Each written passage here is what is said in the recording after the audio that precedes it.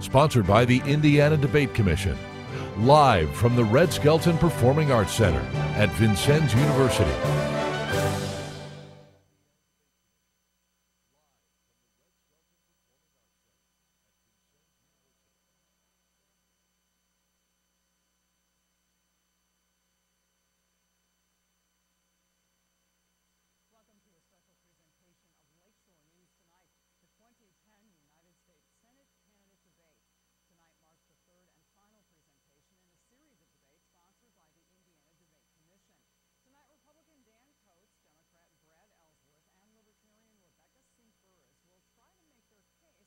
Tonight, the final of 3 Indiana U.S. Senate debates, sponsored by the Indiana Debate Commission. Good evening from the Red Skelton Performing Arts Center from the campus of Vincennes University, and welcome to the Indiana Debate Commission's third of 3 debates for the U.S. Senate.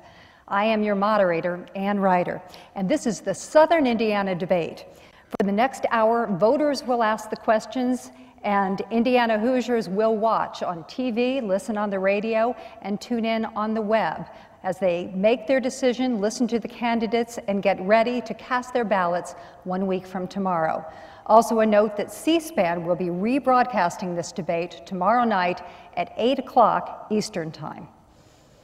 Well, the candidates drew lot for lectern position and the order in which they'll answer the questions. Immediately next to me is Republican Dan Coates. In the middle is Democrat Brad Ellsworth, and on the end, Libertarian Rebecca Sink-Burris. The candidates and the campaigns have agreed to the rules of tonight's debate, and here are the highlights. Now, the candidates will have 1 minute and 30 seconds to answer most of the questions. I may announce that one answer's length will have to vary to accommodate time to answer a general final question. As moderator, I may cut off a candidate who exceeds the time limit. I also may call for additional time to fully answer a question. The questions come from Hoosier voters, and the Indiana Debate Commission reviewed all those questions. The candidates know that they can use only small notes and no props. Prior to the broadcast, the audience was apprised of the House rules. So let's begin. Now the candidates will each have 30 seconds to introduce themselves, and let's start with Mr. Coates. Thank you, Ann. It's an honor to be here this evening and to have the opportunity to debate and discuss the issues that are important for the future of America and for our state, Indiana. I passionately believe that the leadership of our country under President Obama, Nancy Pelosi, supported by my opponent, are leading our country in the wrong direction. I would make different choices than they've made. I will fight to get America back to work, Hoosiers back to work, back on the right economic track. You know, change can only come if we make a change. And America can't change a direction without taking a different direction. I will fight for that change. I'm afraid I have to call time. Now, Mr. Ellsworth.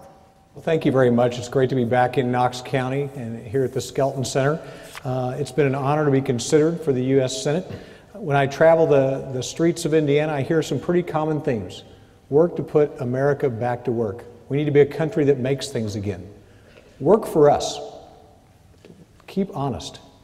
Don't fall prey to the special interests. And work together, Republicans and Democrats, for America. And that's what I intend to do when I'm elected to the Senate. Ms. Sink-Burris. Well, good evening. I want to thank you for watching these 3 debates. It's been a real pleasure, and it's really highlighted why I am a libertarian rather than a Democrat or a Republican. You see, I want to stop the tennis match in Washington. Every campaign season, we have candidates promising to end the partisan bickering, but it never stops. If a libertarian is elected to the Senate, the swing vote will not belong to big business interests or to the White House, but to you, the American people. Now, let's meet the first person who will ask a question of our candidates, Jason Keller, a nurse from right here in Vincennes. Please ask your question. Thank you. With the passage of health care reform, insurance premiums are expected to rise by at least 8.8% in 2011, according to a national poll. Employee costs are also expected to rise by 10%. What exactly will you do as a member of the U.S. Senate to help Hoosiers cope with this rising cost of health care? Mr. Coates, you can answer first. Jason, what I would do is vote to repeal this massive 2,000-page bureaucratic takeover of medicine by our government at the cost of $1 trillion. There are issues that need to be dealt with in healthcare. We can do that with less than 2,000 pages, maybe more like 20 or 200. We can do that without breaking the bank, and we can do that without putting government between the patient and his doctor or her doctor. This healthcare bill was not supported by Hoosiers, not supported by the American people. They don't want a one-size-fits-all healthcare. They would like to see some of the innovations that have been started in this state and in other places continue. Health savings accounts, the Healthy Hoosiers plan that the governor put in place that is serving 50,000 low-income Hoosiers at significantly reduced costs. This health care plan will eliminate that. It takes it away from our state. There are a number of other provisions in there that are going to add so much bureaucracy and so much cost. Companies are still trying to figure out how best to deal with it. A lot of companies like McDonald's have come forward with plans, Safeway, a number of aerospace companies and others worked it out with their employees, but simply now have to discard those plans because it won't fit under this massive bill in Washington. We need to start over, do the sensible, cost-saving things that we can do with health care, but this bill is opposed by a large majority of Hoosiers, and I think we ought to start over. Let's move on to Brad Ellsworth now. Well, thank you, and thank you for what you do for this community. When the healthcare debate started, I had hundreds, if not thousands, of meetings with individuals over the phone, in person, about healthcare. When I ran for Congress 4 years ago, the first people I came and talked to were doctors and nurses and hospital folks that were saying, you have to tackle the healthcare problems in this country. I'm glad we took it on. I'm glad the debate started. Look at some of the things it's going to do. No longer will insurance companies be able to turn people down for pre-existing conditions, or will be able to kick you out when you get sick. Closing the donut hole. I've had seniors numerous times come to me and say, for goodness sake, please close the donut hole. We have to self-prescribe. We're cutting pills in half, or we're stopping to do that. The whole idea behind this, sir, was to bring down the cost of health care in this country. And when it was formed, the bill was paid for. You had to find different ways to pay for that. But the Congressional Budget Office estimates that over the lifetime of the 20 years, it will actually reduce the cost of health care by $1 trillion. That is good fiscal management, and I'm proud that the bill was taken on. It's not perfect. It'll be added to, it'll be deleted from. But to repeal the bill would not make sense at this particular time. We can add to it, we can delete from it, but it would not make sense to repeal it and start over. Ms. Sink-Burris. Thank you for that question. It's a real concern to everyone, I believe, in Indiana and in the country.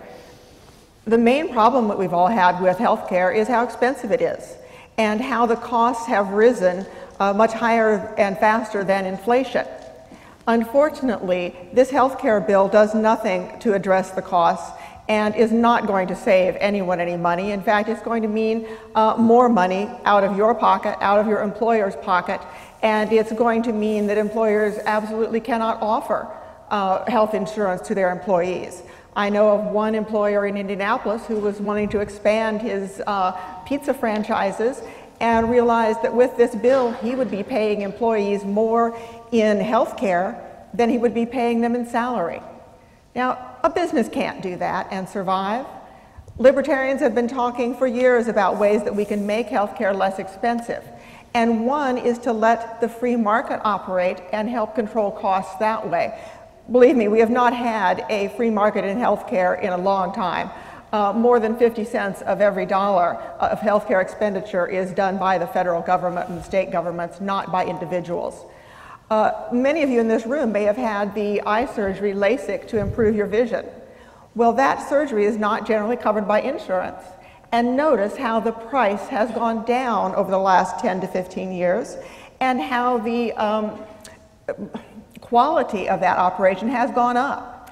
This is what the free market can bring. We're out of time. Sorry to cut you off, but I must. Our second questioner tonight is Teresa Singer, an adjunct faculty member at the Jasper campus of Vincennes University, with an education question. Teresa? Thank you, Ann. The No Child Left Behind policy has forced educational institutions to take costly measures to meet the needs of diverse student populations. However, in doing so, a vast majority of the student body has been pushed through the education system with very weak reading comprehension and less than adequate writing skills. With the cuts in education being proposed, how will schools meet the needs of their diverse populations, such as special education and English as a second language, as well as the general population that is lagging behind the rest of the world in fundamental knowledge and skills? This time, Mr. Ellsworth takes the first shot at the question. Well, thank you very much. This holds a special place for me, as our daughter is a third-year educator and teaches special education here in Indiana. We're very proud of her, but we've seen the struggles that teachers and in this country have had, and education systems. You know, no child left behind is a great concept. It's a great phrase, but when you implement something like that, you have to fully fund it, and you have to put policies in place that allow it to happen. We should leave no child behind, but we shouldn't expect school corporations and teachers, we can't have them working miracles, although some of them do. You know, giving one test on one particular day to diverse students that learn in different ways. Some are auditory learners, some are visual, some are kinetic, some leave their hands on stuff. And so you have to empower teachers to teach in different ways. I've talked to many principals and teachers across our great district that have said they bring students in with special needs or non-English speaking students and are taking the test the next day, and yet those students are figured into the test scores. And so we have to look at different methods, different ways kids learn, charter schools, public charter schools, but we have to fully fund our education system and not punish our school corporations and our teachers with things they can't be done. Rebecca Sink-Burris, you may now answer Teresa's question. I'm a former teacher, and I've had experience in both the public school system and the private school area. And as a libertarian, we envision an educational system that leaves no child behind and that allows every child to have the quality education that they deserve. You don't get that from an educational monopoly. That monopoly is more concerned with employing adults than it is with teaching children. The federal programs, No Child Left Behind, is just one of many failed federal programs. Education belongs at the local level, not at the federal level. Not a single program the federal government has ever put into place has improved our educational scores and has used, $1 trillion from taxpayers. Libertarians see the solution to this as adding more choice to education and empowering parents, so that parents can choose where to send their children to school, whether that's private or public. The funds should follow the child. You will get, by bringing in competition, you're going to get innovation like we've never seen before. You're going to get a variety of types of educational settings, and you're going to get more availability of specialized types of teaching that might meet a child's needs better than the one-size-fits-all that's happening right now. So I encourage you to take a look at libertarian ideas. Let's move on to Dan Coates now. Well, I agree that this should not be a decision made in Washington, D.C. The Department of Education spends an extraordinary amount of money, has an extraordinary amount of bureaucracy, and as Ms. Sink-Burris said, the one-size-fits-all doesn't apply across the country to different education systems. What's right for New York or Los Angeles or Miami or Chicago isn't necessarily right for Vincennes, Evansville, Bluffton, or Indianapolis. That's why I think at the state and local level these decisions primarily need to be made. Now, we hear the charge that, if we just had more money we could do better. Well, more money into Washington hasn't done better. It hasn't improved education. The need for competition, charter schools, alternative schools, home schools, I think is good for the public system. It's good for our whole economic system to have competition. It produces a better product at a lower price. Parents are frustrated that in the state-run public school systems that are dependent upon federal guidelines, their children are not getting the education that they need. For some in inner cities, it's the only way out of an inner city to get an education, and yet that is an area where our schools fail the most. We need merit pay for teachers. We need choices. We need to get parents more involved. The last thing we need is more money into Washington with more programs coming out of the Department of Education. Larry McKinnon is our next questioner. He is from the area here. Larry? Good evening. My question is, I would like to know where you stand on amnesty for illegal immigrants. Rebecca Sink-Burris, you may go first. When a libertarian looks at a problem, we try to look at what we have done that has maybe contributed to the problem. And if we find that we have done things through government that has contributed to the problem, we want to remove those things first before adding another layer to answer the problem. What we've done in immigration has been to close the door to legal immigration for both high-skilled workers and low-skilled workers. We have really made it so that people have been forced practically to cross that border illegally. Now, they've broken our laws. I'm not going to reward them for that. But what we really need to do to solve the undocumented worker crisis is to open the door to legal immigration, make it orderly so that we know who's coming into our country, work visas, temporary. And those who have come in here illegally need to also register.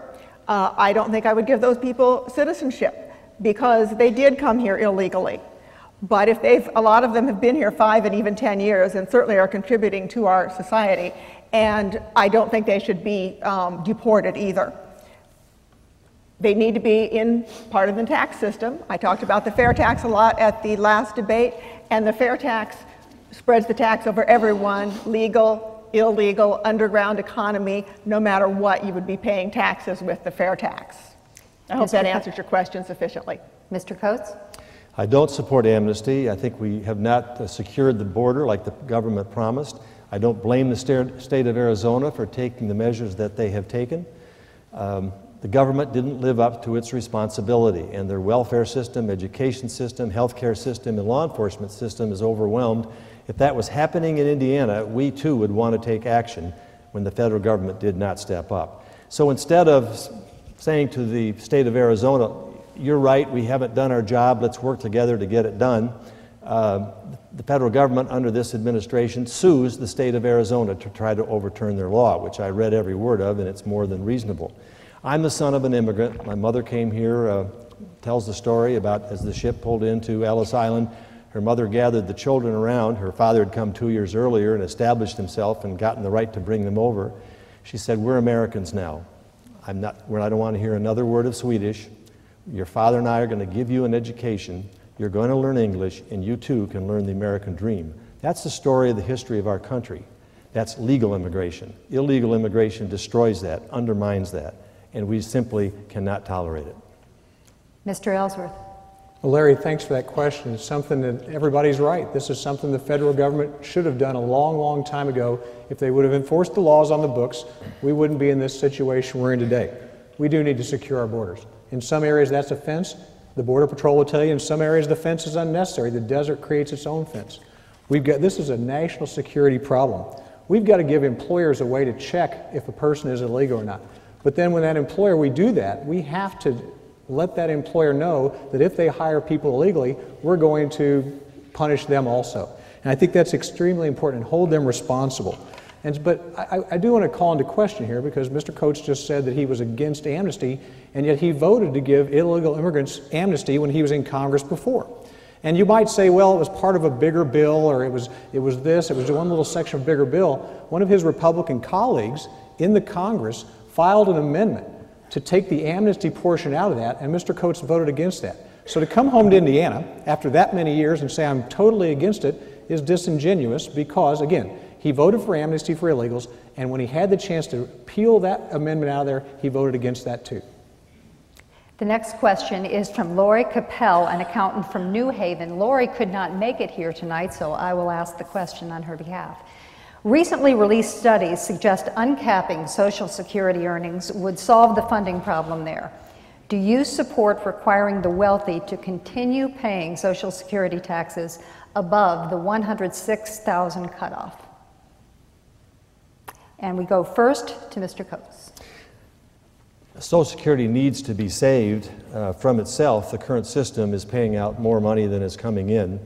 There need to be adjustments to to the long-term structural way in which Social Security is set up. I think we can do that by increasing the age gradually, of retirement gradually, perhaps to 67 or 67 and a half from the current rate of 66 in a couple of months.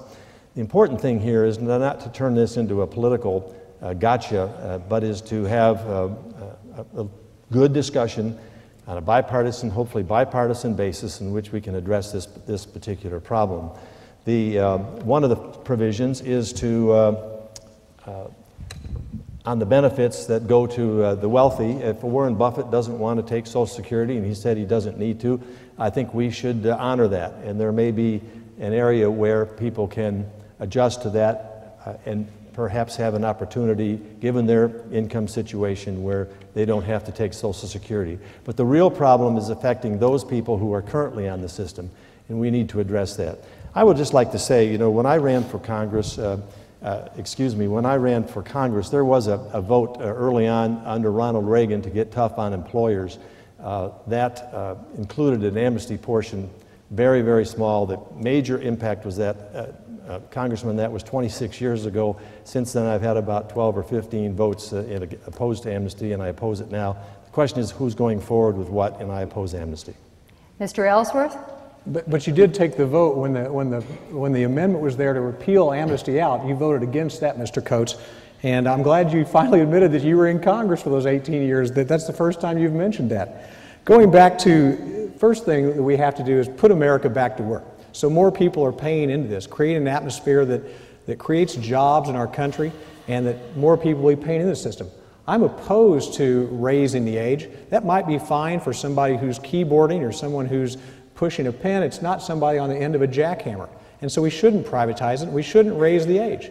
Mr. Coates has endorsed a plan to privatize, the Paul Ryan plan to privatize Social Security. I'm totally against that. We've got a bipartisan, and I'm glad he mentioned bipartisan, because at the last debate, he said we're not here to sing Kumbaya and work together in a bipartisan manner, that we need to stop them. That's not what people in Indiana want. They want us working together. I agree, Mr. Coates. We should work together to work on this and work in a bipartisan manner for all these problems that face our country. That's what we should be doing. But to raise the age or raise the price, now is not the time to raise taxes. Ms. Sink-Burris, can you address Lori's question? Yes. The important thing with Social Security, which does need changing because it is insolvent, is that we not hurt those who are already dependent upon Social Security and those who are near retirement age. But unfortunately, according to the Supreme Court, you may have paid money into the Social Security system your whole life. That does not mean you have a right to that money coming back to you. The government can change what it gives out to you at any time. I would like a more secure system for our elders and for those who are working now and who expect to retire someday in the future.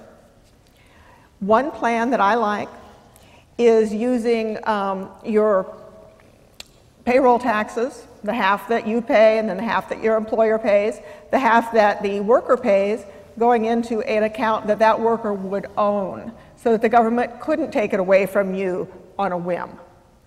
The other half, the other 6.2%, would go to continue to pay benefits for current retirees and for disability, etc. The Social Security Administration has said this plan would keep Social Security solvent in the long run, and that without raising taxes or raising the ages of benefits. Thank you. We are rolling right through the issues tonight. John McKinney is next. He's a systems analyst from Terre Haute. Thank you so much for coming. What's your question? The U.S. worker cannot compete with cheap labor. How do you plan to curtail free trade agreements such as NAFTA that are continually moving good-paying jobs out of this country to places such as Mexico? Brad Ellsworth, you're up first on this one. It's probably the number one issue in this campaign is putting America back to work and keeping America back to work and keeping America working. It's creating the atmosphere that allows for private investment and creating private jobs in this country. And we do have to be a country that creates things and makes things, and a country that sells things, and that includes trade agreements. But NAFTA was a failure. In Indiana alone, 50,000 jobs in our state alone are directly related to the passage of NAFTA. And imagine that, multiply that across the country. You know, my opponent voted for NAFTA, and he talks about, you know, wanting to repatriotize jobs, but when a company right here in Indiana shipped those jobs overseas, he was the lobbyist for that company. And so we can't talk about repatriotizing jobs and be willing to, again, vote for bad trade agreements that were negotiated poorly and then enforced even worse. And that creates another government program because those employees are then eligible for the Employee Assistance Program for jobs that were shipped overseas or out of the country specifically because of those trade agreements. Rebecca Sink-Burris.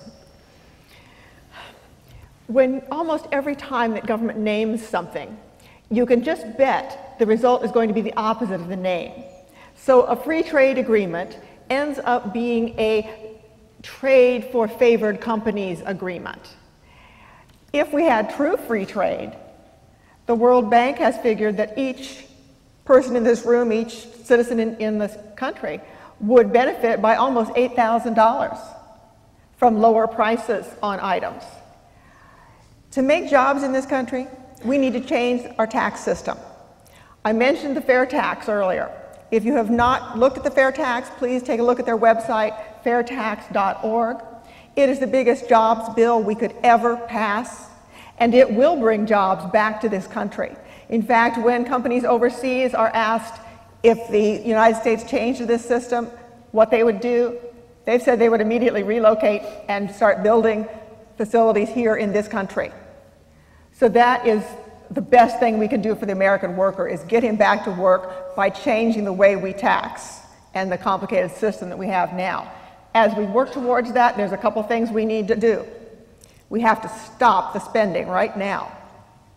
And we have to lower our tax on business. Right now we're second highest in business taxes in the world. That sends labor and capital away from this country. We need to lower that rate from 35% down to 15% to be competitive with the world market, because American workers can be competitive. I'm afraid we're out of time. We now move to Dan Coates. John, the worst thing that this country could do would be to enter into a trade war, close the borders. That happened after the Great Depression. Our economy was flat or down for over a decade. What we want to do is open trade barriers. The President of the United States, in fact, has urged the Democrat Congress to pass and move forward on the trade agreements and opening trade. 1 in 5 Hoosier jobs are due to exports. Toyota has brought 5,000 or so jobs and $1.5 billion of investment to this area of the state. If we throw up trade barriers, that's not going to happen. It's very important for the employment in this part of the state.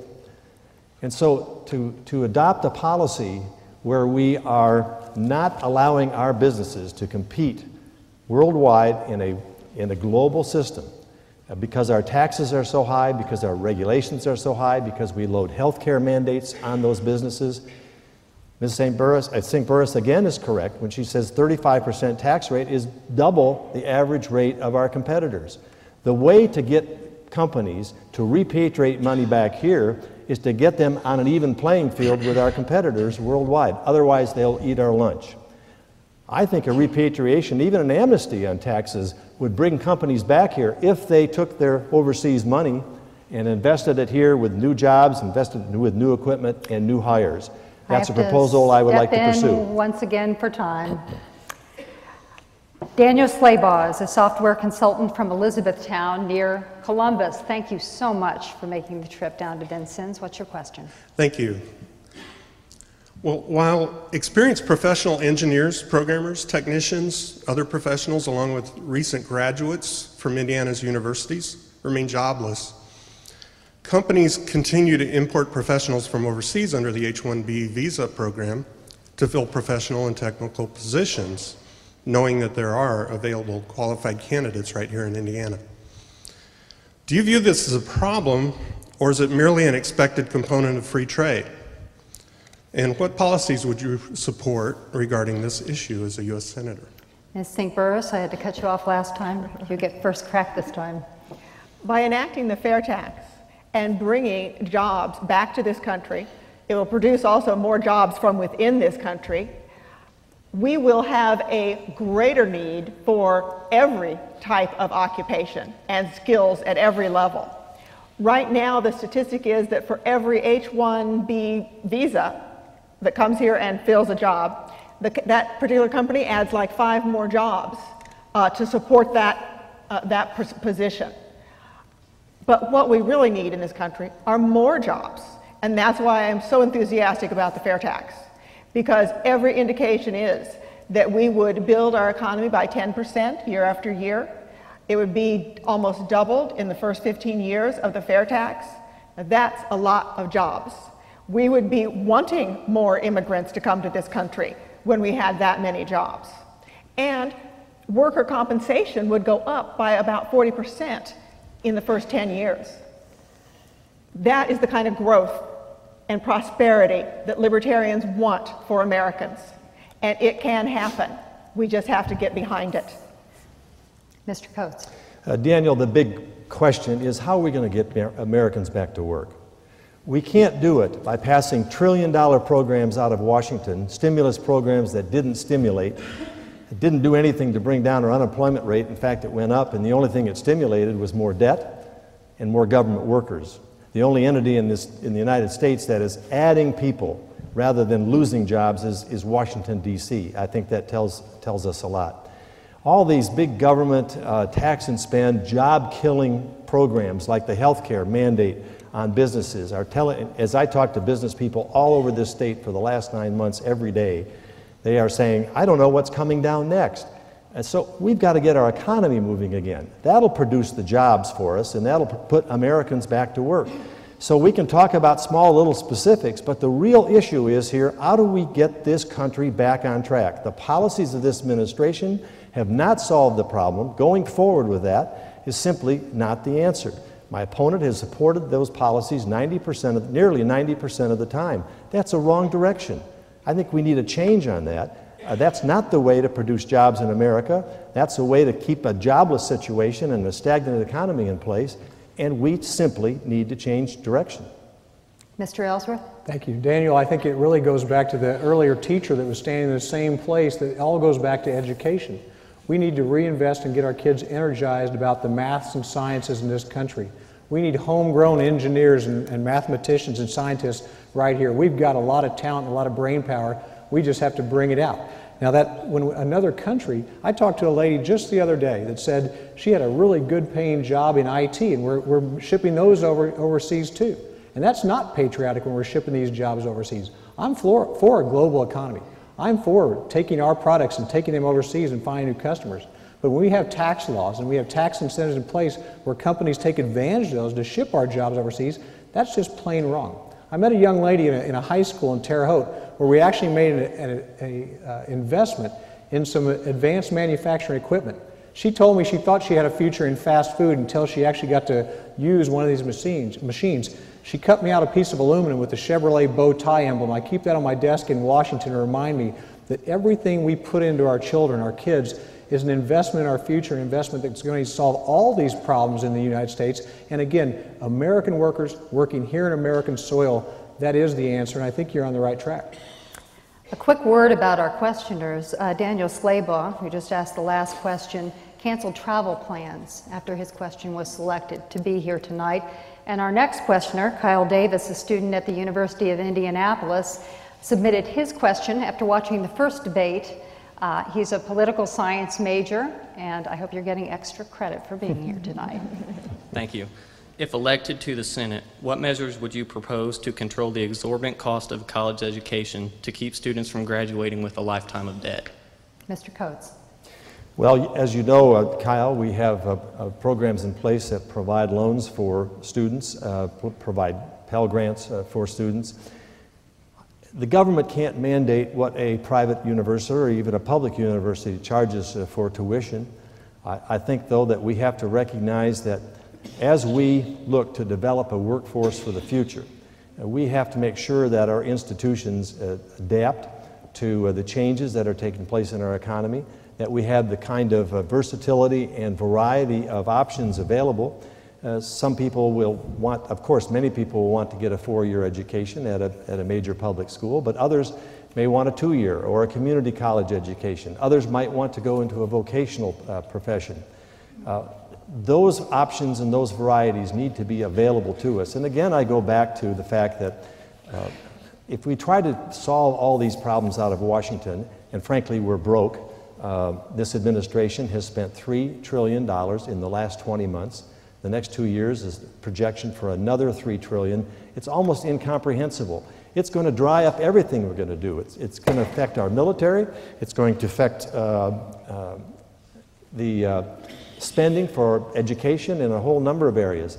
So again, we cannot keep looking to Washington to solve all of our problems. I think our state has taken very interesting steps in terms of developing educational alternatives and training at low cost where students can do it on their, without having to live on campus. I'd like to invoke moderator's privilege here, if I could, and ask a question of my own. Senator Evan Bayh, in opting not to seek re-election for this seat, cites the divisive climate in Washington and the frustration created by all the gridlock and infighting. How would each of you, as senator, propose to overcome this obstacle and accomplish your stated goals for Indiana? I will start with you, Ms. Sink-Burris. Well, as a libertarian, I have the freedom to work with anyone I want to in the U.S. Senate and in the government. There would be times when I would combine my views with those of the Democrats. There would be other times when my views would more closely align with the Republicans.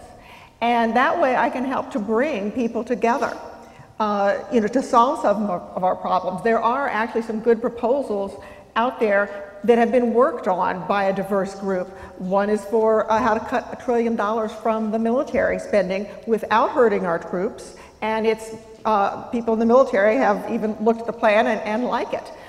There's some other plans out there for different ways to improve the issues that we've got that have been worked on by a group of people, not all from one side. And that's the kind of thing I would combine my efforts with. And I would have the freedom to do so. Not being beholden to special interests would help a great deal, since I don't have money from large lobbyists or from the trial lawyers or the unions.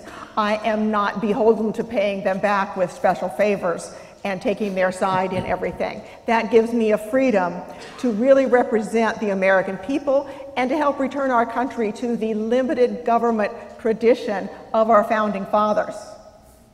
Mr. Coates?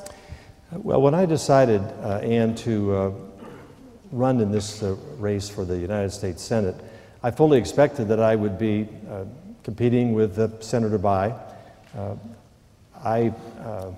A well-funded candidate, very well-funded candidate, and someone well-known.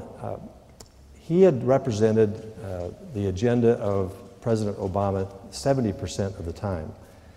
I was concerned that this was not the direction Indiana wanted to go, that Indiana deserved a choice. I made the decision to run. I was surprised 10 days later when he announced his retirement, and I'm now running against a different candidate. It's interesting that that candidate I'm running against has voted for the Obama position 90% of the time. So I think Hoosiers are going to have a very clear choice in terms of who's going to represent them in the United States Senate come Election Day next Tuesday. I want to go in a completely different direction. In specific answer to the question, though, let me just say that as a conservative, as someone who believes this country is spending its way into bankruptcy, is putting our children and grandchildren in great jeopardy for the future, totally on the wrong track, we're not getting people back to work. I would welcome Democrats that would admit that these last 2 years have been a disaster, have not accomplished their purpose, and if they want to come and try to work together to try to stop this spending and stop this big government, rush to big government and a social welfare state, we would welcome bipartisanship on that basis. Mr. Ellsworth? Well, this is probably the easiest question in this whole debate, is because in 25 years in law enforcement, when someone called the dispatch center, you didn't ask if they were Republican or Democrat, you didn't ask if they were black or white or rich or poor, you just went and tried to resolve the dispute. And when I ran for Congress, I made that same pledge that I'd take that same ideal and goal to Congress. And that's why you don't see me say the Republicans or the Democrats, because I don't think anybody has the corner on the market on good ideas. And you don't hear me on the House floor making viral speeches about how bad Republicans are. The first thing I did when I got to Congress, I joined a group called the Center Aisle Caucus. 25 Republicans, 25 Democrats. We go to dinner together, talk about things that we can do together. There is not a member of Senate that I won't work with and on the Republican side to try to move the agenda forward that does what's right for the people here and the people that are watching today. But in regards to that 90% vote, anybody, any independent voice in Washington, D.C. that actually tracks our votes knows this is the same old tired political thing. We're going to say they vote this many times or this many times. You know, I could come back and say, Mr. Coach, you voted with Nancy Pelosi when you were in the House with her 50% of the time. Oh my gosh. Not true. Actually, it was 54%. You're right. It wasn't true. No. It was 54%. Oh my gosh, not the she-devil, you and she? Voting the same? That could never happen. Oh, nice try, And Brandon. so, well, 54%, the record shows it. So that's the same thing we have to get away from, saying they're all bad, these are all good. It's just not true, and it doesn't work anymore. Kyle, my apologies to you. I think I jumped right in front of you and didn't give the other two candidates a chance to answer your question. Why don't you restate it quickly for us? If elected to the Senate, what measures would you propose to control the exorbitant cost of a college education to keep students from graduating with a lifetime of debt? Mr. Ellsworth. Well, we're never going to make it free. You're absolutely correct, and I'd love to see it brought down. Mr. Coates and I agree on some of this. We've got an array of different education. Not everybody's going to go to Harvard or Yale. Not everybody's going to go to the University of Evansville. Not everybody's going to Vincennes. We've got technical schools. We've got middle of the road schools. We've got the four-year schools, and we've got master's programs. But driving down that cost, so exactly what your question says, what's the ways that we can use the best use of dollars to bring down the cost for you? Again, having jobs on the other end is the best way in creating jobs so that when you do come out with some debt, it's going to be the job so you can repay that. But we've done some things in the last few years that actually bring that down by reducing the interest rate on Pell Grants, putting more money into that, taking out the middleman, actually eliminating middlemen so more money is available for you to come back and then reducing the interest rate for you. Again, we're not going to make it free. These are private institutions. They have to pay payroll. They have to keep the lights on. And we're not going to make it free, but we don't want to strap you with that debt, and we'll work tirelessly to do that, again, in means that are reasonable means. Ms. Sink-Burris, your opportunity to answer Kyle's question. Many of you in this audience and those viewers would remember that it used to take a kid working for the summer at a construction job possibly, and he was able to pay for his entire year of education. That's not possible anymore, partly because of government involvement in education. Ever since the student loan program, prices of college have kept going up and up and up and up, partly because colleges didn't have to compete on price level anymore. They knew the students could get the loans. So oftentimes, programs are put in with the best of intentions, but there are often unforeseen consequences, unintended consequences, and this happens to be one of them. Now, the other part is that our dollar is not worth what it used to be. It's because our government has inflated the money supply. And since the 70s, when we completely went off the gold standard, the worth of our dollar has just continually dropped, so that it takes more and more of them, obviously, to pay for your college education. Getting those things back in line so that there is price competition with the colleges again, so that our dollar is worth something, would very much help students be able to afford a college education without going into a lifetime of debt, which is a terrible burden. Important thing, though, is to get the jobs going so that when people get out of college, they can become productive members of our society. But Carol Davis is the founder of the child advocacy group Kiddos First, and she is from Evansville with our next question. Thank you. Indiana has been #1 in the entire country in preventable child abuse deaths. Since federal tax dollars are used by Indiana's Child Welfare Agency for prevention of abuses, why doesn't the federal government hold our Indiana agency accountable for its failures? And if elected, will you call for congressional hearings for Indiana as well as the other states' child welfare agencies? Now, I did get a little out of order on that last one, but this is correct. It goes to Brad Ellsworth first. Well, Carol, thank you very much. Again, I'll revert back to my career in law enforcement of protecting people, no matter what the crime, whether it was against seniors, whether it was against children. And again, to prosecute them fully when that occurs. And it's horrible when someone hurts a child or an old person or anybody else. And so I'm very proud of my record of going after the bad guys and seeking successful prosecution of those. But to your question, certainly, as in any federal program, that oversight, if we're putting federal taxpayer dollars into that program, it should have federal oversight, and when it's not being administered, then you either improve that and eliminate what's not effective, or you pull the program if it's not effective fully. And Rebecca Sink-Burris.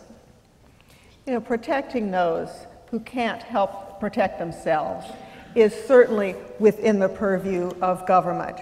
It's one of the core duties of government. And for us to be failing at that, as we have in Indiana, is just not acceptable to any of us. Part of the problem is we have allowed government to grow way beyond its core duties. And that means it's not able to really focus on those core duties and take care of those in the way that it should. And there's so many things the government is involved in, both at the federal and the state level, that should really be in the private sector or in civil society, that these kinds of things have happened. Now, federal programs, of course there should be oversight. What I would prefer to see, however, is those federal dollars come to the state of Indiana in block grants so that the state of Indiana can decide how to use those monies, as we're closer to the problem than any federal bureaucrat would be. But it really is going to be up to us here in Indiana to hold our state and local governments accountable to doing their core functions of protecting those, whether the very youngest or the very oldest, from abuses. And I am not satisfied with the job that government has done in this and demand better. I need to call time. Dan Coates. Carol, when I served in the Congress, I was chairman of the Children, Youth, Family Committee. All these problems, the problems you named and others came before us very, very frequently. One thing we learned is that Congress is very good at passing programs, appropriating money, but not following up to make sure it's efficiently and effectively used. There were 336 at the time programs directed toward children, youth, and family, including abusive situations. We looked into those. What worked, which ones that didn't work, and why. We found that there was tremendous overlap. One hand didn't know what the other hand was doing. The federal government couldn't oversee 336 programs. There's a lot more than that now. The idea of, so then we started looking at alternatives. And one of the alternatives to help support and deal with problems like this that we have at home is to turn to our local communities, turn to local elements of government, but also community and faith-based institutions that are outside of government. Had the privilege of being national president for Big Brothers Big Sisters for 2 years, a program that mentors young children. Worked with an institution in Indianapolis that reaches out to faith-based and support for faith-based initiatives, whether it's churches or synagogues or parishes, community groups, volunteers.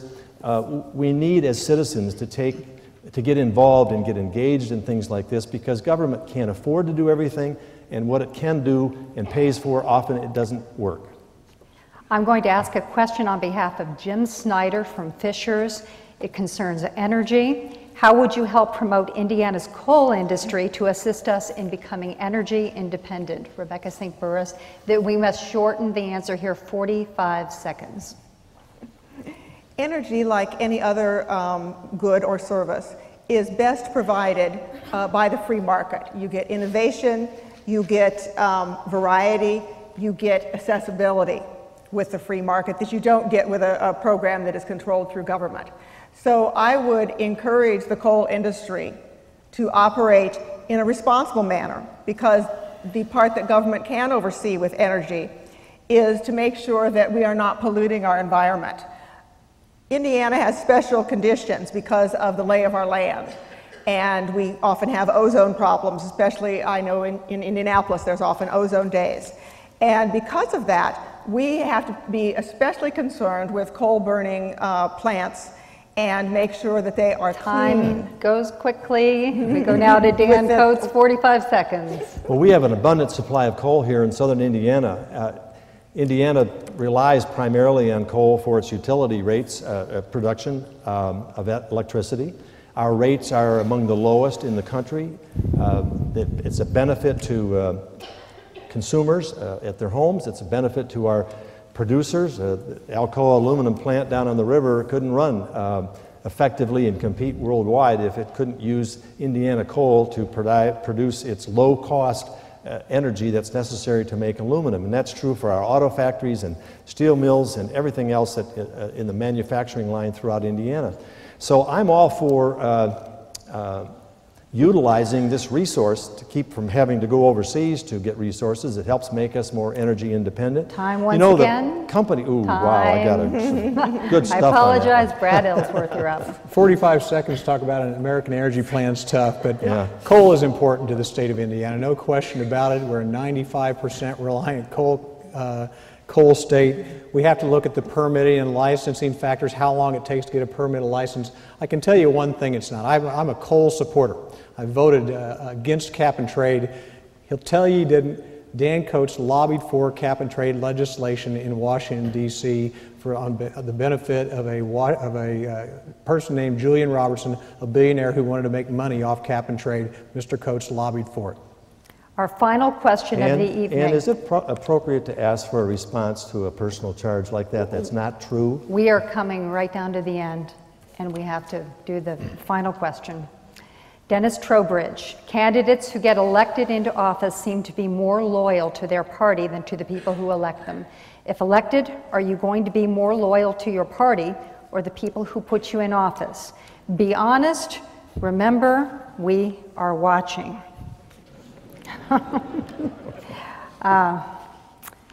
So we go first to Dan Coates, and you may answer however you like, but bear in mind that this is the voter question on the table. Well, listen, if I'm elected to be senator to represent the people of Indiana, I have one client, and that's the people of Indiana. I have traveled this state for the last 9 months. I know exactly what they want in Washington. They want less spending. They don't want big government. They want limited government. They don't want continued massive trillion-dollar programs that are putting our children and the future of our country in jeopardy. I'm going to represent their views. My positions regarding lobbying have been totally mischaracterized by my opponent. I regret that, but you know, if you go to Washington saying you're a conservative and you vote for a $1 trillion health care plan that Indiana didn't want and cost Hoosiers $3 billion, if you vote for massive $1 trillion spending programs and run our country deep into debt, if you vote to bail out the big banks, I guess you don't have anything else to come home to talk about except go after your opponent. Let me just say this in closing.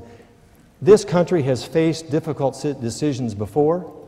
We have faced crises from the beginning of time of our country. Throughout history, Americans have faced wars, they've faced calamities, they've faced depressions, a whole number of challenges, and each time the spirit of the American people has risen and addressed those and successfully addressed those. We have a challenge in front of us today. We can succeed, but we've got to change direction to do it. I'm confident the American people will come out of their homes and vote on next Tuesday. I would love to have their vote because I'm going to fight for change. Brad Ellsworth, minute 30. Thank you for that question. It's, I think I've answered a couple times. When I went to Congress, I joined a group called the Center Aisle Caucus. I don't get into the stereotyping the Republicans or the Democrats.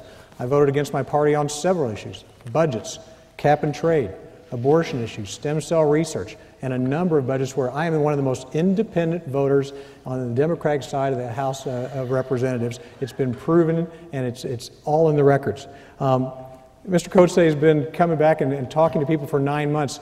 I never left Indiana. I've lived here my entire life. I went to school here, I worked here, my career was here, and I've represented the 8th District for 4 short years. Mr. Coates moved to Virginia and then bought a second home in North Carolina and told people in North Carolina, we hope to move down here. We bought a second home. We hope to make it our first. And if you don't tell the good people of India, you can shake your head all day long. You said it. It's on film. Brad, it was a second home. You said you wanted to make it your first. Aging parents. You said you wanted to make it your first home and be in North Carolina and vote in their elections. Okay. I'll work with anybody, Republicans and Democrats, to move the American agenda forward. Rebecca Sink-Burris. If you elect a Libertarian to the U.S. Senate, the swing vote will not belong to large corporate interests or to the White House. It will belong to you, Hoosiers and the American people. I know that my road to victory is much more difficult than for the Democrat or the Republican, but I have left the two-party system for a reason. I will not give up principle for party. I will not badger an opponent because he comes from another team. I would rather wake up in the morning knowing that I did not waste my vote on the lesser of two evils. As a Libertarian, I can be an independent voice in the Congress. I have not taken money from PACs, I've not taken money from big business, from unions, from trial lawyer associations. I am a free agent, and I can represent you, I can represent the Constitution that is the rule book for our country. There certainly is a mood in America to vote the bums out. But we don't have new faces up here running for the Senate. We have old voices. It's time for a change. And I humbly ask for your vote on November 2nd. If you'd like to know more about my views, my website is electrebecca.com. We have covered a lot of ground tonight. I thank you for that, and I thank you for watching the U.S. Senate debate sponsored by the Indiana Debate Commission. We also want to thank, once again, our candidates, their staffs, also our broadcast partners, WVUT-TV and WYIN-TV, and our hosts, Vincennes University and its president, Dick Helton. Also, special thanks to the voters who went above and beyond, our voter questioners, those of you in the audience watching tonight. Election Day, of course, Tuesday, November 2nd. For more information, log on to the Indiana Debate Commission's website. That's www.indianadebatecommission.com. Once again, thank you and good night.